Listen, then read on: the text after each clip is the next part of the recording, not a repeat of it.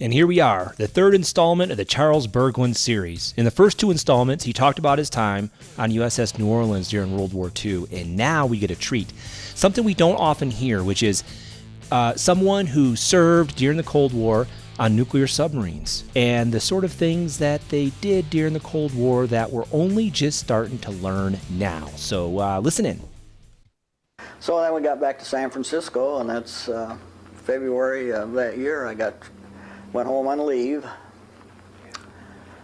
spent 30 days at home, and then went back up to Minneapolis and the recruiting station, and they gave me orders to go to Seattle Naval Hospital out there in the 13th Naval District. So I spent some time there, and then later I was transferred over to Bremerton Shipyard at the industrial dispensary there, and then that was in 1947, and that's when I married your mom, Julie. Well, really quick, where were you when the war ended? I was at Seattle. You were in Seattle? Yeah. Could you describe how you felt, how you heard about it? I felt real good, real glad, real. But then I got thinking, I said, now the war is over, I had enough points really to get out right away, I said, what am I going to do when I get out? Well, I could go to college, I said, I decided, I think I'll take another little tour in the Navy. So I did. I re-enlisted and went over. I was at Bremerton Naval Shipyard, and then I was married then, and I finally got orders to go to the East Coast, to Newport, Rhode Island, where I went on the destroyer tender USS Yellowstone. And this was 1947. Oh, that was, yeah, our doctor on there, he was Sixth Fleet Wine Mess Treasurer. And we had a whole hold, we'd stopped in Gibraltar, got a whole hold full of liquor, all kinds of different stuff in the hold. And they were supposed to then supply the officers club, wherever you got, So that was really his title? Yeah. That was an official title? That was his title, yeah. And then I decided I need to go to independent duty school to be independent of a medical officer, a regular doctor. What does that mean exactly? Yeah, well, that means you were the medical doc. You were the medic on board this particular ship, or usually a small ship, like a submarine, for instance. You don't have a medical. Destroyers. It's a medical department, but you're the head of it. And so that was 6 months schooling there, and at the time I thought it'd be a good time to maybe try to get into submarines and things like that. So something different, and a little bit better money too, a little extra money. So I got in that, and then they sent me to submarine school. That was 3 months. Yeah. So in the previous clip, so the reason I put that in there, he talks about the wine mess treasurer, which was an actual role in the Navy. So this is post-war Navy. So he just goes through all this stuff in World War II. He decides to reenlist, and that he ends up on this destroyer tender, and he's in the Mediterranean, and they have all these amazing ports of call. You just got married to Julie's mom. And they are partying, they are living large. And I had to look it up because I was like, is it really a thing? So here it is. In the U.S. Navy, the role of, quote, wine mess treasurer refers to an officer responsible for managing the finances of the wine mess for social gathering of officers. This position, typically held by an officer no lower than a rank of lieutenant, involves handling the mess treasury, overseeing expenditures, and ensuring proper accounting. The mess treasurer may also be a broader part of the mess committee, a board of managers, and various aspects of the mess, such as regulations. So the bottom line, his job was to go out and buy good wine. I'm not kidding you. His job was to manage the budget that the Navy had, that when they went into ports of call, to make sure that they got the wine that they needed to get for the officers' mess and all of the diplomatic duties that naval officers do in ports of call. That sounds like a totally kick-ass job to me. If they're in the Mediterranean, they're going to like Nice, France, They're Yep. going to the Provence region on the southern coast of France. Of course, Italy, all the great wine regions of Italy. What a fantastic job that would be to procure that kind of liquor for your guys. And not only that, but think about America's role in the world this time. It's 1947. We had just won with the Allies, World War II. America, the esteem that America had in the world has probably never been higher, All right. For especially in sure. places like Europe and the Especially in Mediterranean. Europe. Yeah. We were the richest, most powerful country in the world. And basically, what these guys were doing was going on a giant freaking victory lap. They're like, there's no war, everything's fine. Let's dust off the wine mesh treasure roll and get some wine rolling in. So, because most of the people we interview when the war is over, they got out. And so this is For a really sure. interesting perspective to say, what happens if you stay in? And a lot of things can happen. But in his case, he got really excited about becoming a medical officer as opposed to an orderly, which means he could run a department and joining the sub force. So let's go ahead and play some clips about some of the subs that he would be on in this role. So I went there, and then they sent me to San Diego, and they assigned me to the USS Char 320 boat. We made what they call a Westpac trip, a 6 month trip to the west, out in Japan, Russia, places along, kind of a Cold War type thing, taking pictures of ships and things like that going in and out of harbors and things like that. Well, let's talk about that for a minute. I mean, you're talking 1949 or 50 on a conventional sub. Yep. We're talking about the very early stages of the Cold War. What was your mission? What was the subfleet's mission now that the war was over and we were in the Cold War? Same as it is today, to find out what's going on. You take countermeasures, listen to their radars to kind of get the frequencies and things like that, and pictures, all this sort of stuff. And what sort of things were you responsible for? I was a medic on there. I had the medical department, I was the medical department. You talk about, you were in a surface ship through most of World War II. Now you're a submarine. Could you compare and contrast the differences in day-to-day life that you? Oh, it's altogether different. It's altogether different. It's just submarines it's very close. I mean, you have to depend on everybody. One guy makes a mistake, you're gone. So that's why when you go into the submarine service, you have to be qualified. So you have to know, you go through the whole boat, you have to know all the operations of the boat, all the, machinery, things like that, what to do in case of emergencies and all that. That's how you win your dolphins. Once you go through and take your final testing with one of the officers and things, you get your dolphins. So you had to know more than medicine. You also had to understand. Oh yeah. Shipwreck. Yep. That person got hurt, you had to take over. Yep. And I could operate just most anything on the boat. Not as good, you might say, as someone like one is regularly on the job. But And this was a diesel-electric boat? this is diesel-electric, yeah. So how often did you run on the surface versus submerged? Of course, you had your batteries. You had usually at night. You charged your batteries at night. You'd surface at night and run and charge the batteries. You could probably stay down without charging the batteries in slow speed, very slow speed, maybe 15 hours, something like that there. Were you allowed to go topside often? No, not at night anyway. Not in those areas. You could though if you were, away from there, just running normally. But it's interesting. It was a great life.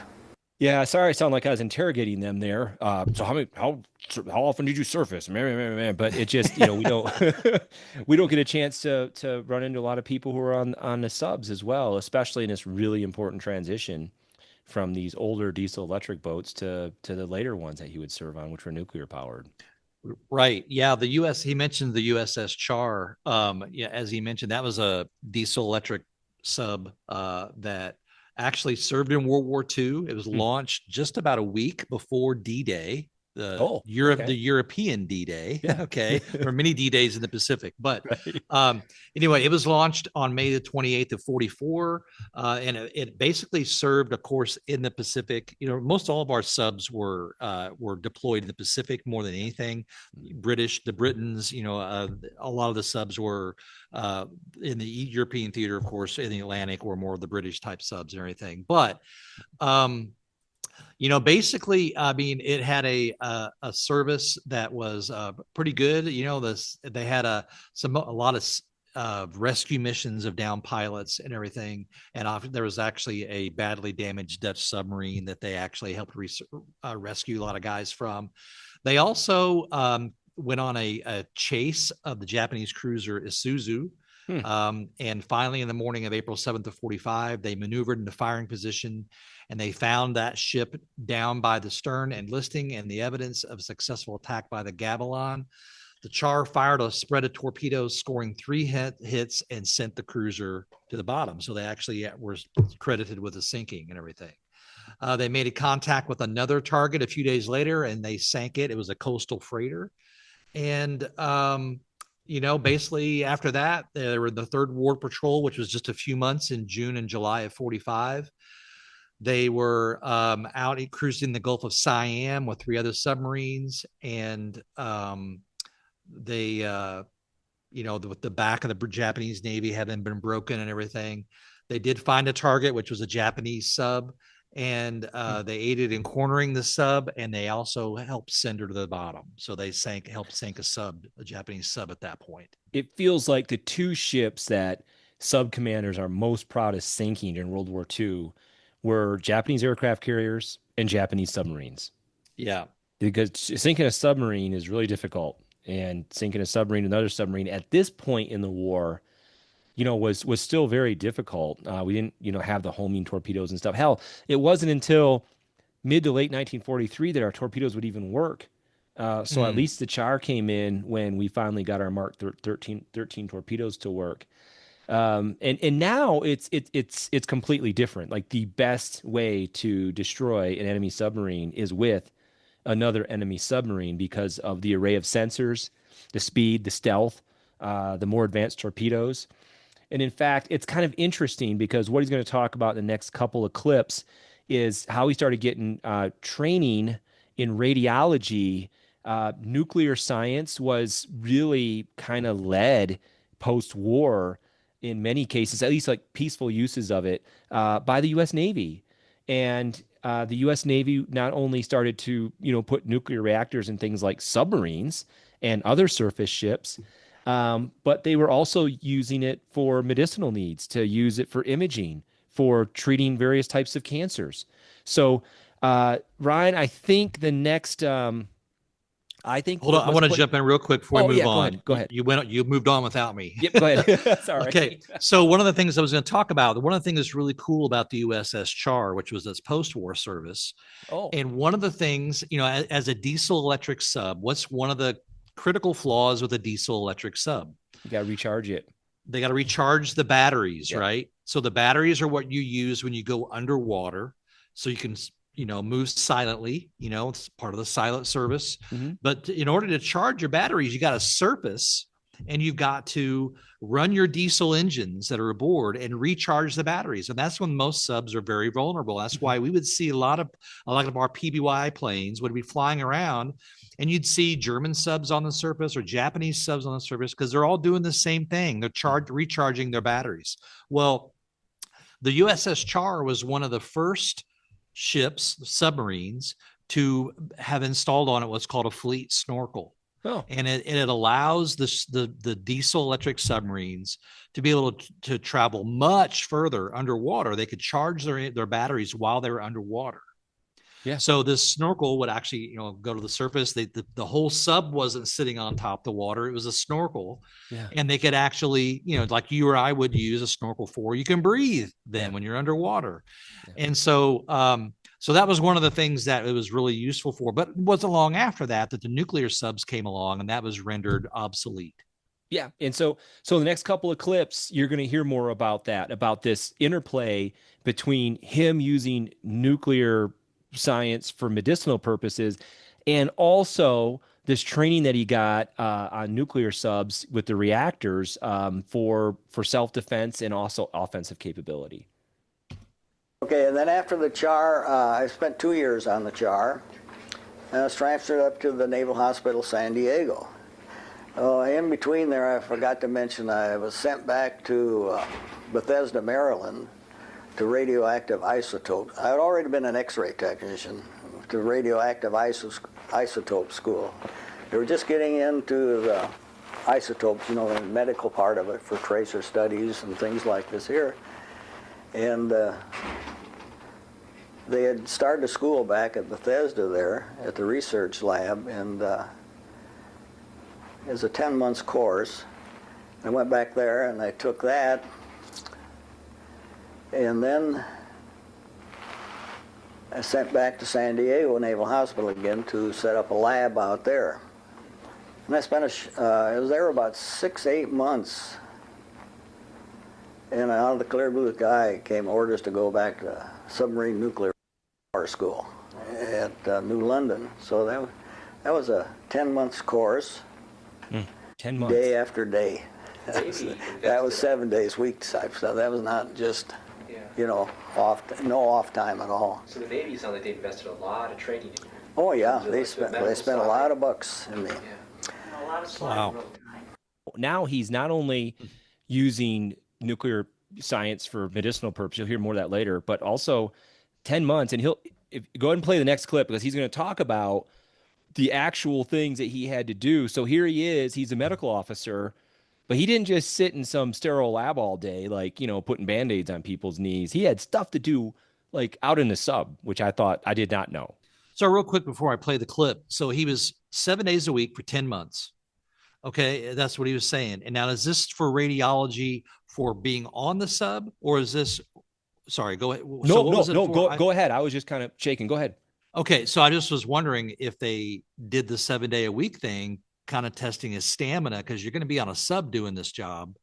You might want to, was it used to test his mettle, so to speak, to see if he could handle, you know, this sort of a regimen day in, day out, you know? Maybe. So he had about 3.5 months of training for the isotope work and then helped set up a lab in San Diego.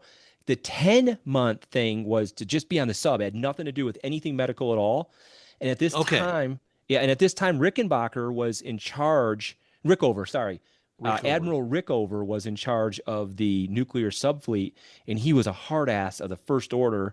And not only did he need his submariners to be extremely smart, proficient, but maybe there was an element of that, Ryan, where they also had to have some level of endurance, right? I mean, it's... Yeah. I mean, for 7 days a week for 10 months, I mean, not that they'd be out. Well, I don't know. With the nuclear sub, you might be on patrol for 10 months, you know?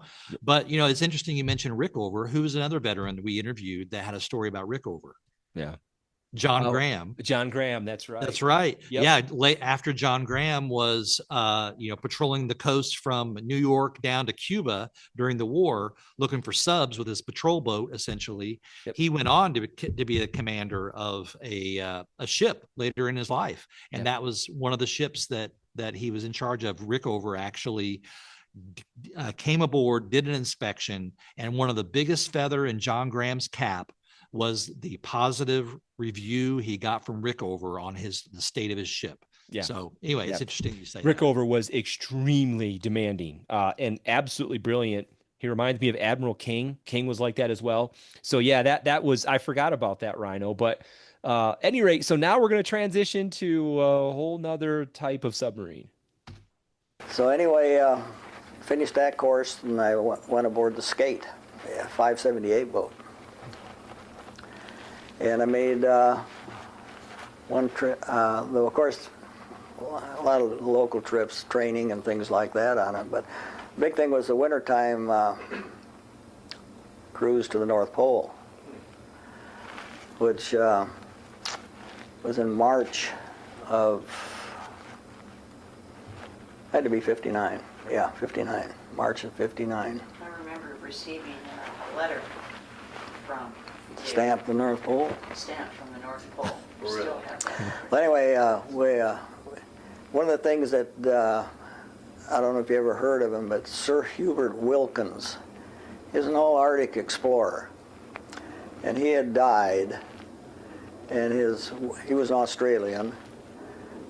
His wife wanted, somehow or rather gotten the word that the skate was going to the trip to the North Pole.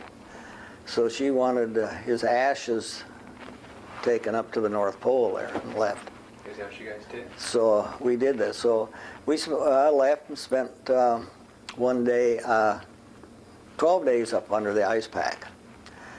And of course, as you know, the Arctic ice pack moves all the time. There's no land underneath it. So as the ice pack moves, it breaks open in spots.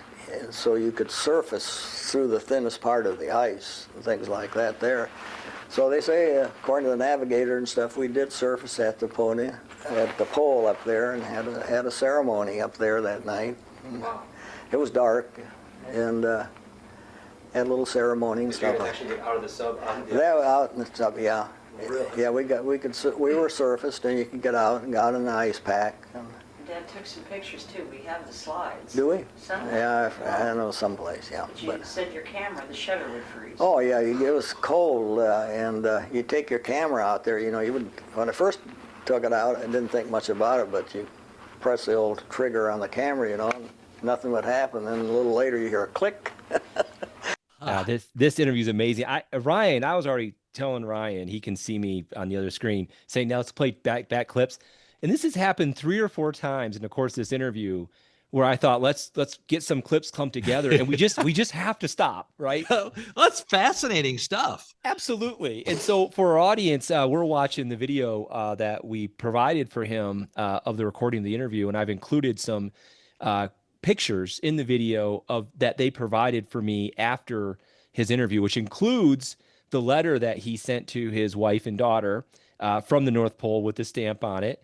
And also, I had a chance, I forgot I did some research on Sir Hubert Wilkins, the guy whose ashes, this Australian explorer whose ashes the skate put up on the North Pole. And you can't believe what happened to this guy. I'll just read one of the things he did.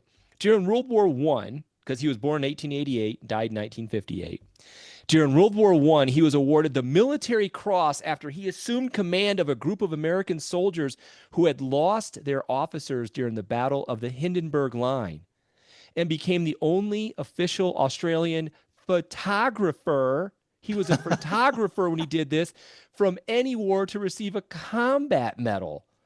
So Wow. He's out there as a war photographer during the Battle of the Hindenburg Line, which took place late in the war in 1918. This American unit was rudderless, leaderless because of the attack. He rallies the troops and continues on and ends up getting a military award as a photographer for his action that day. It surprises me, like that Robert Capa, the photographer who took all the D-Day photos, who took a lot of D-Day photos. I think that was his name. I know his last name was Capa. Yep. That he didn't get, a battle, what was it? He just said he just got a battle award or something. Yeah, like so that? it was called, I think this is a military, it's called the Military Cross. Okay. Yeah. And So maybe you got to be a soldier to get it, but still, I mean, even if you're a citizen photographer, you're out there documenting the war and you're landing on Omaha Beach. I'm surprised that he didn't get something like that.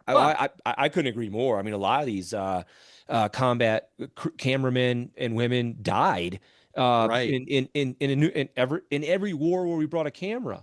So no, I thought it was interesting. But in this case, the reason he got the military award is because he took over this group of Americans and he continued to fight. It was a military action. So I have a few gee whiz questions here. Okay. How in the world do they know how thick the ice is and whether or not they can break up through it with the sub?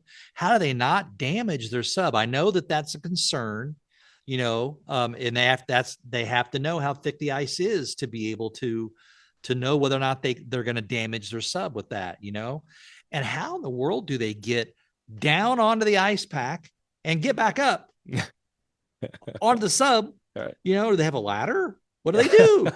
That's crazy. And the last gee whiz question I have, I'm basically like an 8-year-old asking questions here.